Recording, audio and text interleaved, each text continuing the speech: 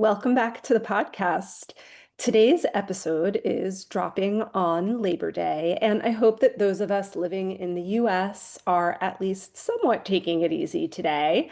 My offices are closed for the long weekend, and that's why today's episode is a mini episode. So, even though if you've been listening to this podcast for a while, you know that I do like to talk a lot. My plan is for today's episode to be about 15 minutes or less, quick, easy, and actionable. And I'm going to be sharing three things that are proven to make your coaching and client sessions more effective. And of course, we need our sessions to always be as effective as possible to really help move our clients towards their goals and the transformation they want to experience. When we're more effective in our client sessions, not only are we making greater impact in the world, and not only do we get to feel more satisfied in our work, but we are creating, when we are being effective, what I call the 3 Rs. If you've been a long-time listener of this podcast, you've heard me mention the 3 Rs many times, and this is a mainstay of our work in the Sacred Depths Transformational Practitioner training. The 3 Rs are referrals, renewals, and reputation. In my book, being an effective and extraordinary practitioner is the best marketing strategy in the world. It will help you be recession proof, because when you are extraordinary, when you are effective, when you are able to co-create real and long-lasting change and results with your clients, that's when they refer others to you. That's when they renew with you. They want to keep on going with you. And that's when your reputation grows because of the incredible testimonials that you receive, because of all of those referrals that are out there in the world, and because you then have more confidence to put yourself out there when you know that you are doing your best work.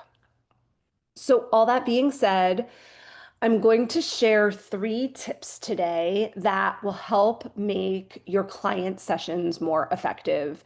And I'm cherry picking these 3 tips from dozens and dozens of tips and techniques and skills and nuances and flourishes that we learn and master inside of Sacred Depths. I'm going to give you a little taste of some of it today. So, here we go. First tip: make sure in each and every one of your sessions that you are setting intentions at the beginning of the session. When you set intentions at the beginning of your sessions will be way more efficient. You'll do less beating around the bush or meandering around in the session trying to find the thread or the meat or the root. You'll have a much, much better chance of your client leaving the session satisfied and feeling like they got exactly what they wanted and needed. And when you set intentions at the beginning of a session, you will help your clients make bigger headway on their goals. There's lots of different ways that setting intentions can look inside of a coaching session. And I'm going to give you 2 ideas right now, 2 different options right now to start to think about. The first is you can ask at the beginning of a session, what would you like to receive from our time today? It's one of my favorite questions to ask at the beginning of a session. An alternative is, what is it that you want to walk away with from our time together today? I observe a lot of coaching sessions, and I can tell you that the sessions that don't start off with a question like this, where you set intentions, Even in the best of scenarios, they still have to run over time because it takes too long to get to the deeper threads of the session when you don't set those intentions up front. And in the worst of scenarios, when you don't set intentions up front, a session can end up being not productive at all, just going around in circles, trying to look for what is it that we're doing here today.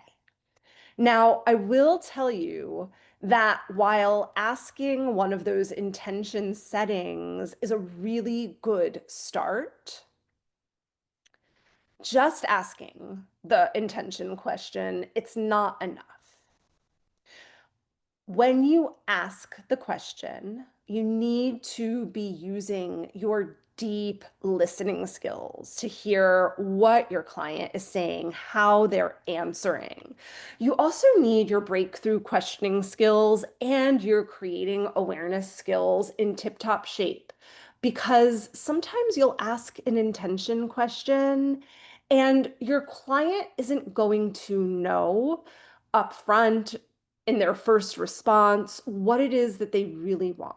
Or they'll answer, but they'll kind of answer in a circular way or an unclear way, or they'll just kind of be general and vague and not specific enough when they answer. So when that happens, you're going to want to use those listening skills, those breakthrough questioning skills, those creating awareness skills to laser coach your client to get clear on what is the most aligned intention for your session. Now, of course, the intention still may change as you move through the session, but having that as a starting point, I cannot underscore how valuable it is in order to be more effective. And it is 110% worthwhile to take the time at the beginning of the session to get clear on those intentions. It will help set a really great foundation for your session, and it will absolutely, taking that time in the beginning will absolutely save you time in the long run.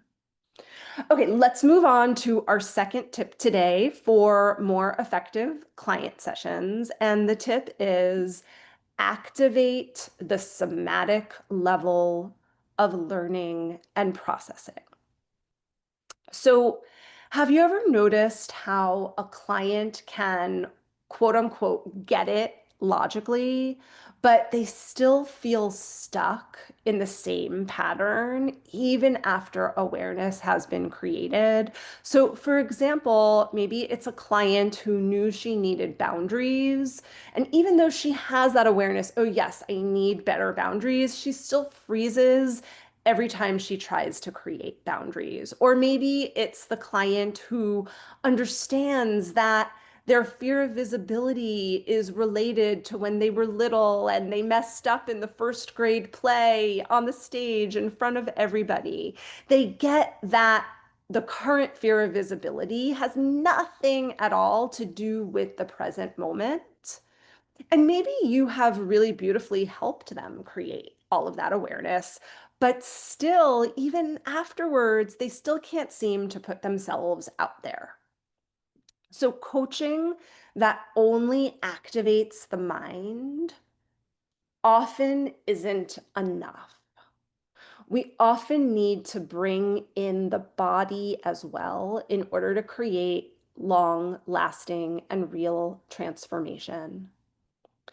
The intellect is great for insight, for getting clear or naming patterns, for connecting dots, for reframing narratives. But insight doesn't automatically translate into a behavior change or into emotional freedom. Many clients can understand their issues really, really well, They may come in to the work with you understanding their issues, or through the work with you, they come to understand their issues, right? For example, a client might know X, Y, or Z comes from their perfectionism. But just because they understand, oftentimes they still can't shift their issues. And that's because the body hasn't caught up with the new idea. The body is where trauma imprints. The body is where there is emotional memory. The body is where nervous system conditioning lives.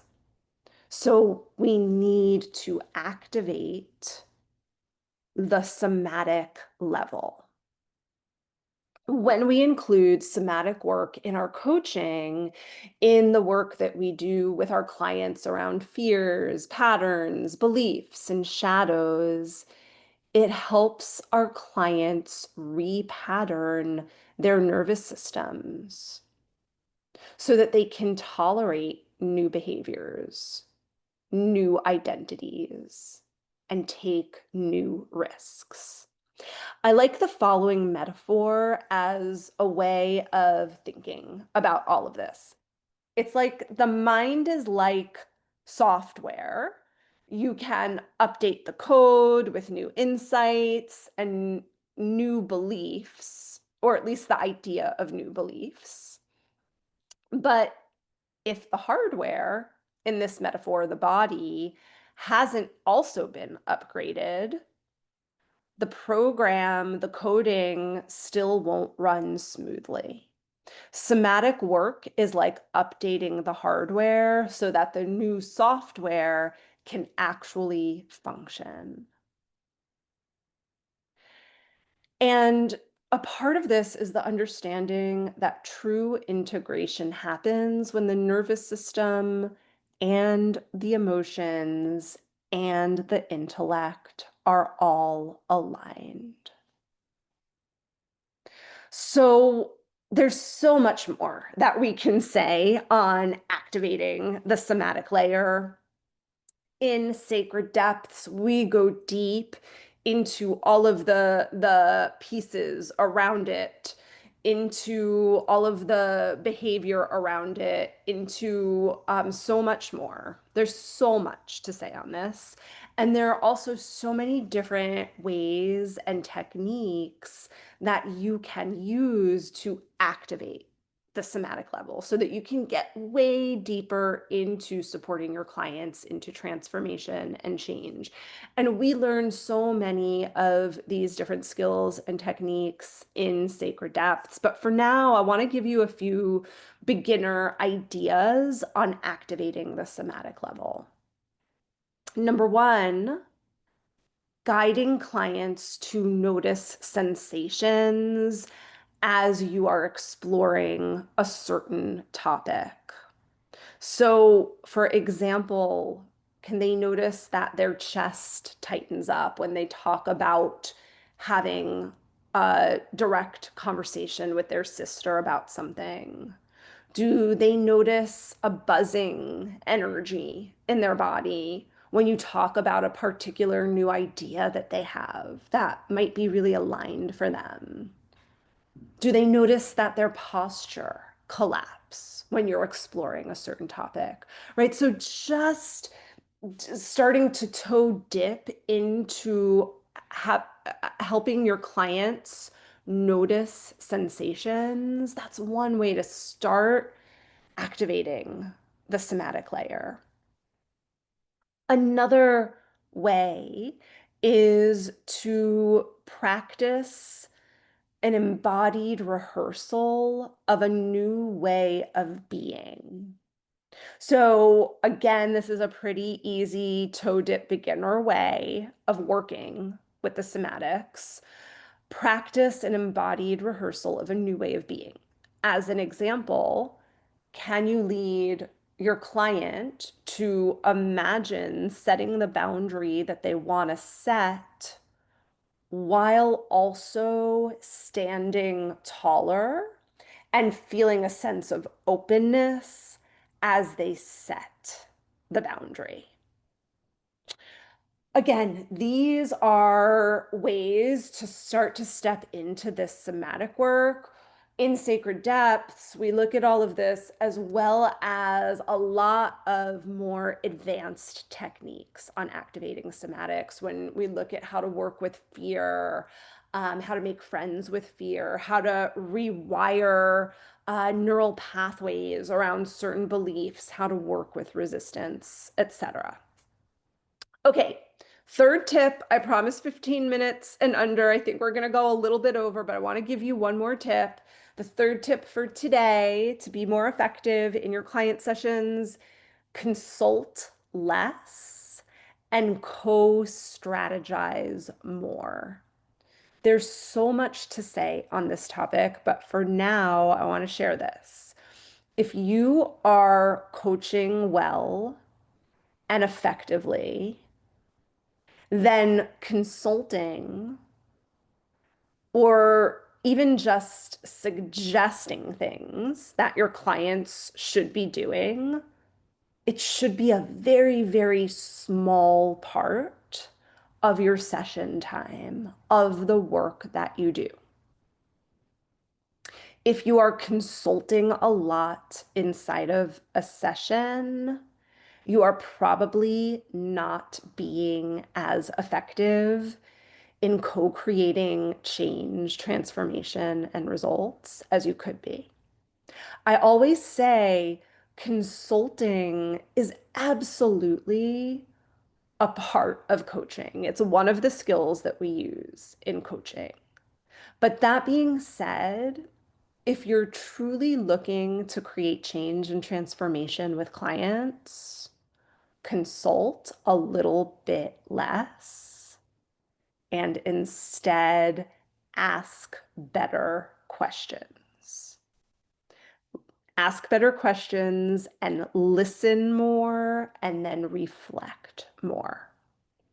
Now, we go deep into this skill in Sacred Depths. We learn effective ways of consulting where we don't co-opt our clients' agency, inner wisdom, etc., because there are better ways and then not good ways to consult inside of coaching. We learn all the insides and outsides of that. But for our episode today, where I want to kind of look at on all of this with you is when you're strategizing with clients. So when you're strategizing a plan with clients, and for each one of you, it's going to be different depending on the work that you do. For some of you, it's going to be a business strategy. For some of you, it's going to be a health strategy that you work on with your clients. For some of you, it's going to be a clean out your closet strategy that you work on with clients.